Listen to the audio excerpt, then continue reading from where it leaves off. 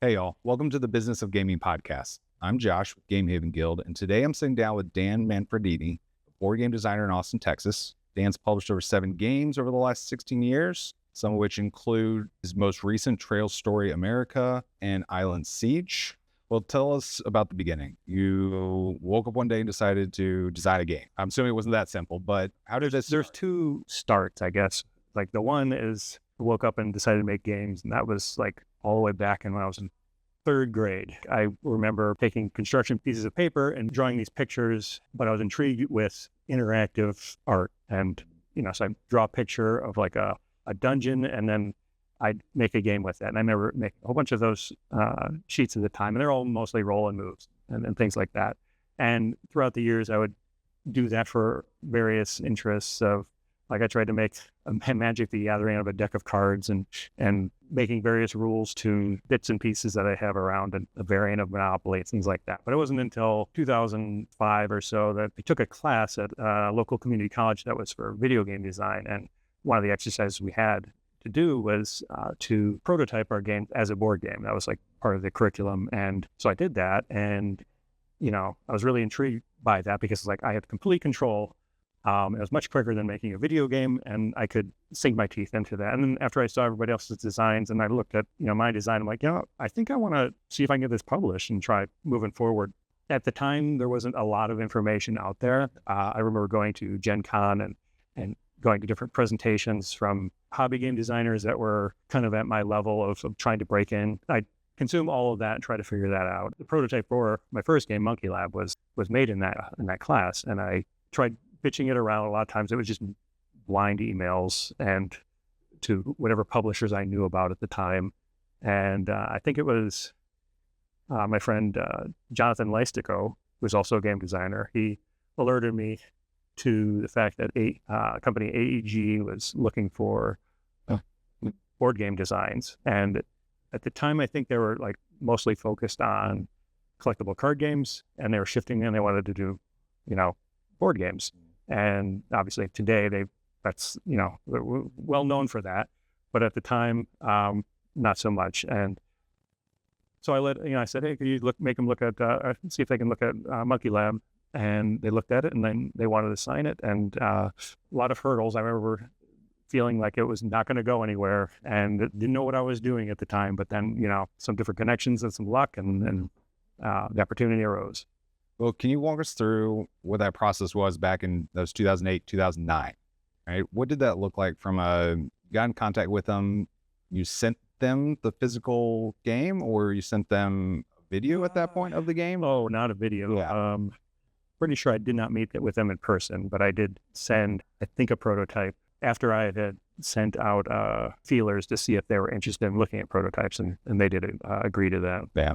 And then I'm assuming there's an editing process that occurs there around they are helping design some of the final look and feels of it, or is that very much they ran with what you had at that? So at the time, I didn't know what to expect. And I believe with Monkey Lab, it was well into like right before printing that I saw anything of it. And there was some moments of like panic of like, oh, wait, this is misspelled, or this is, there's an error. And I was able to correct a few of those things. That was my first taste of like, okay, what this experience would be like. Other publishers had much more interactive approach to day one, and developing and editing and requests for changes and things like that. With Monkey Lab, not so much, but I was just happy to get something out the door. So I don't want to, rock the boat too much or whatever. Just, be happy that it's moving forward. And did you have certain expectations for that very first game, and were they met or not? Or do you remember, was the expectation just something's out in public? Yeah, that's my kind of philosophy for, everything is that, I've got all these goals of like achievements I want to do. And, with a new game that comes out, it's like, oh, this one, that was my first game. So like I had a box with my name on it with rules that I wrote, and that checked a lot of boxes. It's a big achievement. Yeah. And other games, had other achievements along the way. And I'm still kind of chasing. There's still a lot of them I have to do. And I would say that, there's a big difference between once you get past that first one. I had heard like that allows you to now you have a business card in the form of a game that you can say, hey, I've made this one. I've gone through the process. And the more you build up, the easier it is that publishers will want to check out your work because they see, oh, okay, this he's able to get things done. Yeah. How about that process of working with the publishers? How's that kind of evolved over time? Because you've worked with 7 different publishers on your 7 different games. Yeah. Right. And over these last 16 years, surely that process has changed some as it goes. Some things change and some things don't change, and depends on how new the company is, who you're working with, and what their experiences are. If they've been making games for the last 30 years, there's a chance that the processes haven't really changed much. But if they're a new company, they might use all sorts of collaborative tools that you might use in an office setting, or file management systems, or things like that. And that's what happened with, I think, with our Space Foundry. The company, which no longer exists, but the company was Terra Nova Games. And that was in 2015. Yeah, they were great to work with, very communicative. We used Asana for project management, so I knew the status of every little comment or feedback. It was all tracked, and we could see exactly where things were. If you had a question about the status or something, you just go look at like the ticket for that thing.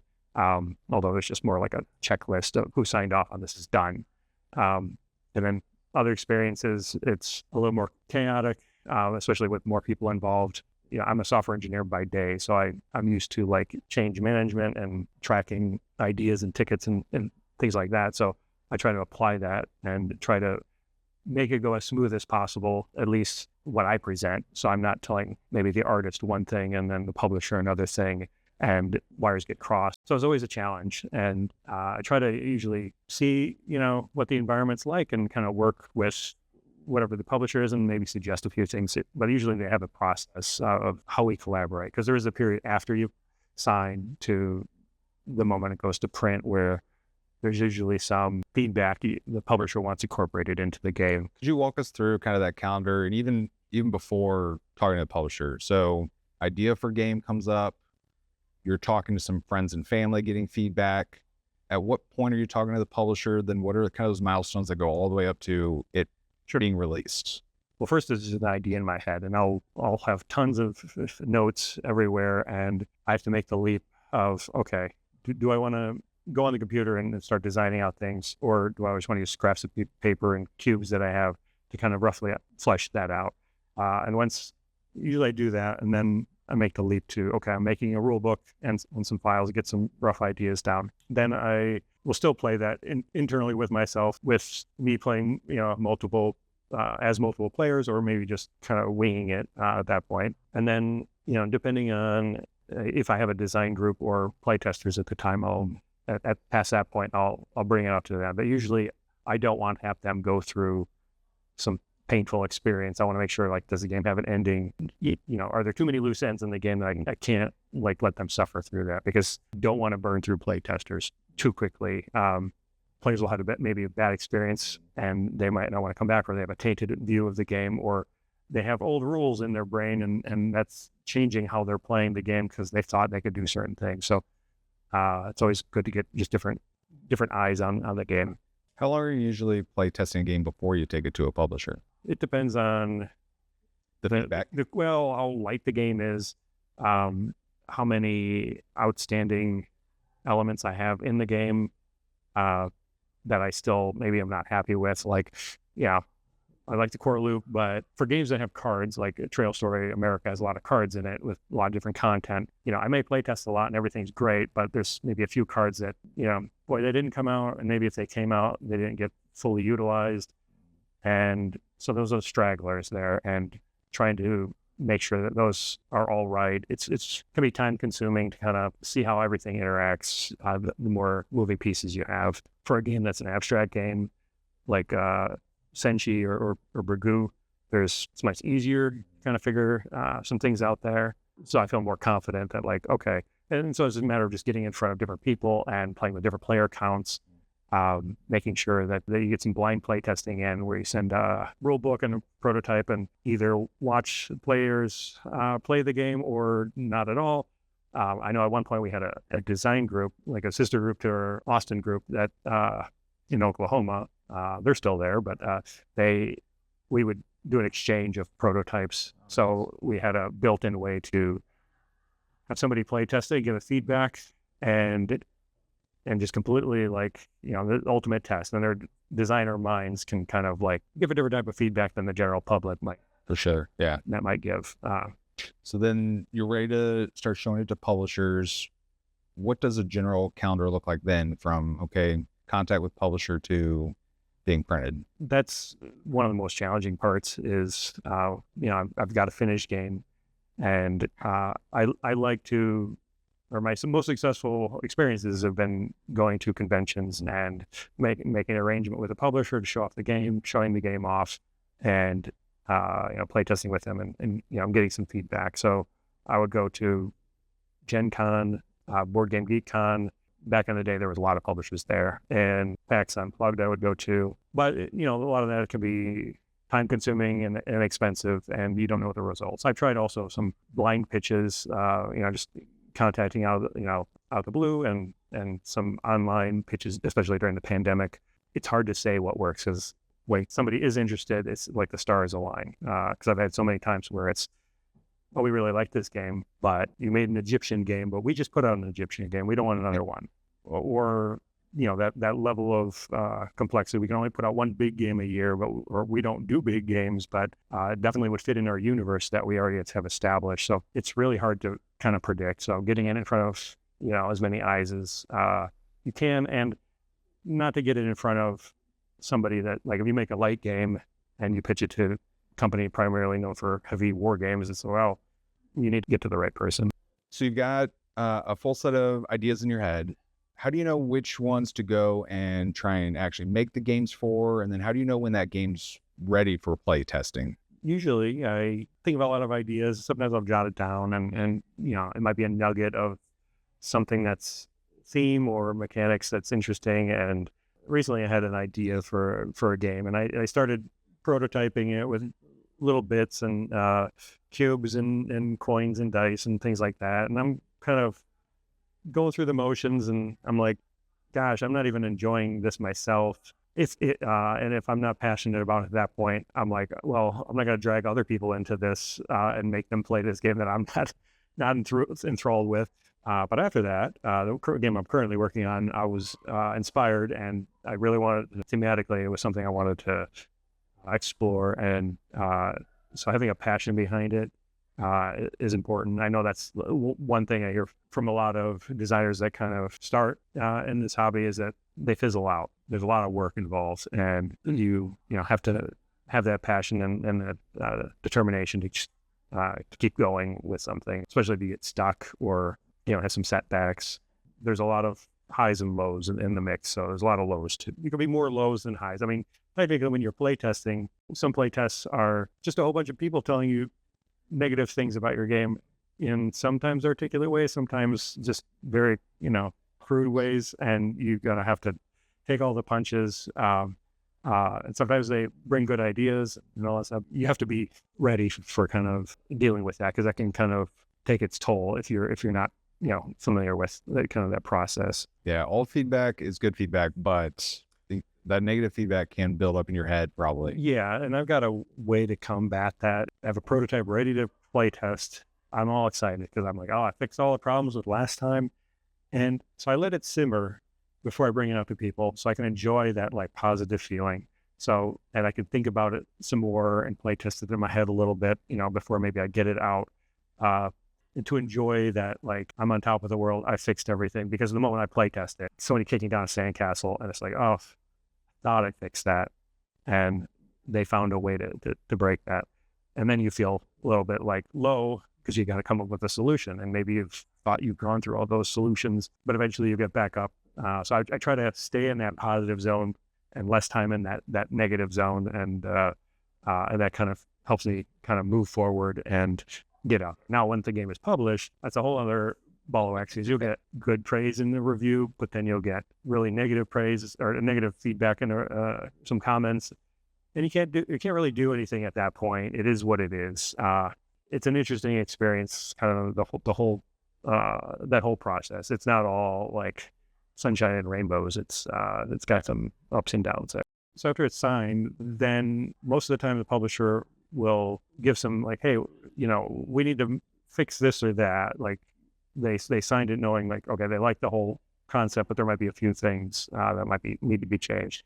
I know for Space Foundry, the publishers wanted it to be a shorter game, slightly shorter than what it was. And so I'm like, okay. And I like to tell them like, I will present you with some solutions and then we can work on that. But I want to be a part of all the solutions. I don't want it just to be like, let's throw things at it until it fixes itself. So for that game, you play through some cards from your hand, and that kind of dictates how many turns you have. And I ended up condensing a few cards to get rid of like 3 cards from the game, and did some math and figured out that like each card was so many minutes, and because you go through your deck twice, that would correspond. And that's how it turned out. So I did that, presented that to them, presented some other ideas as well, and they play tested it and liked it, and then we kind of moved forward with that. And sometimes I interact with the artist, and I really like when that happens. The artist will pitch some ideas or draw some things, and I look at them and give them some feedback. Sometimes, one time I was asked to come up with a board of images that I thought would best match what was in my game to give to the artist to kind of see if we're on the same page. And so kind of work back and forth there. That was nice. Other times it's just, I get what I get what I get, and I kind of play interference and try to say, well, okay, like this icon, you change this to this icon, but this is supposed to represent a cube, not like a disc or something like that. So sometimes things get lost in translation, especially if the people involved aren't necessarily familiar with the game as much as I am. There's, some games can be really complicated with a lot of symbology everywhere, and sometimes that can get lost. That happens a lot.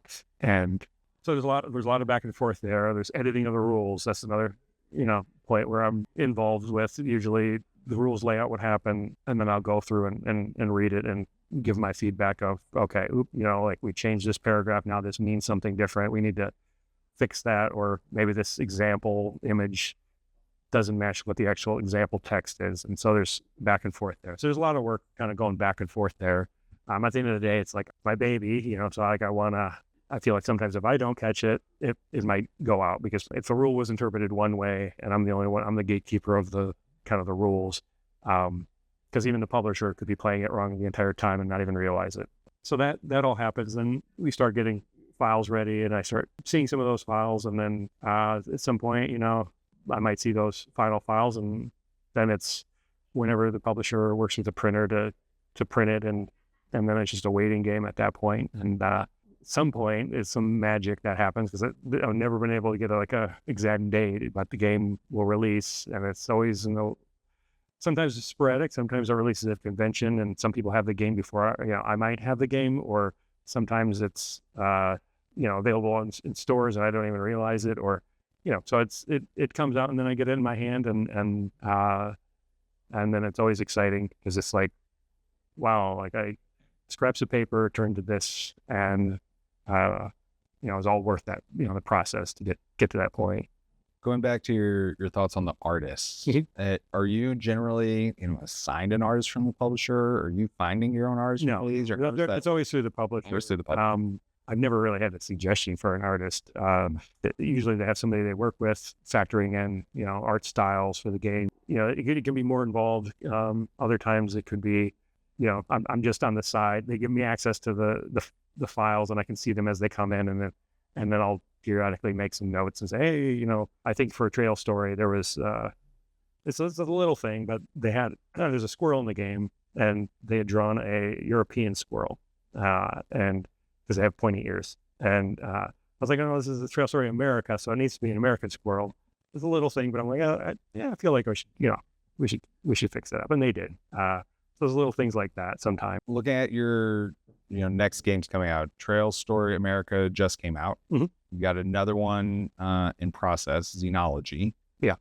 What are the biggest differences in getting these two out today versus Monkey Lie back in 2009? To me, what feels like the biggest difference is that the number of designers out there has grown. The number of games that come out each year has grown so much. The tools and for game designers and starting game designers has grown. There's countless YouTube videos, countless resources, groups, playtest methodologies, all that stuff exists today that didn't exist back in the day.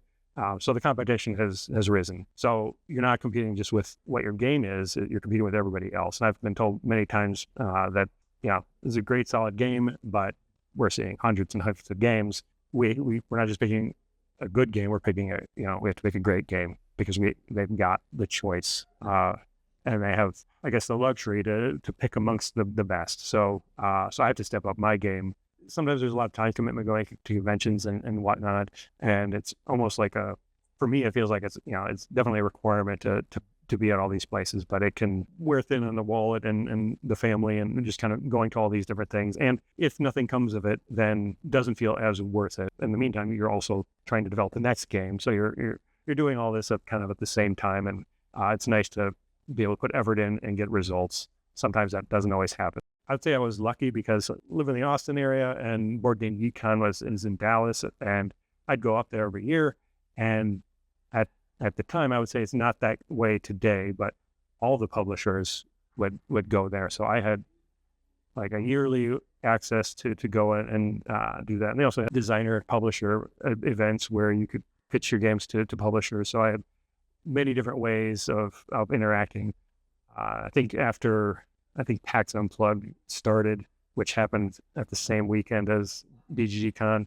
They all split and went over there. There's still some left, but it's not as convenient. And I'd say that hinders things a bit because Texas isn't necessarily really close to anywhere else. So it's just a lot of plane tickets all over the place. The impact of Kickstarter. I know you're not necessarily putting your games on Kickstarter, but some of your publishers are as a strategy to get out there. Have you seen an impact, or do you have a thought on how that has changed? Either how with you, or I know that early on my game Venture Force and Island Siege were both on Kickstarter, and Burgoo as well.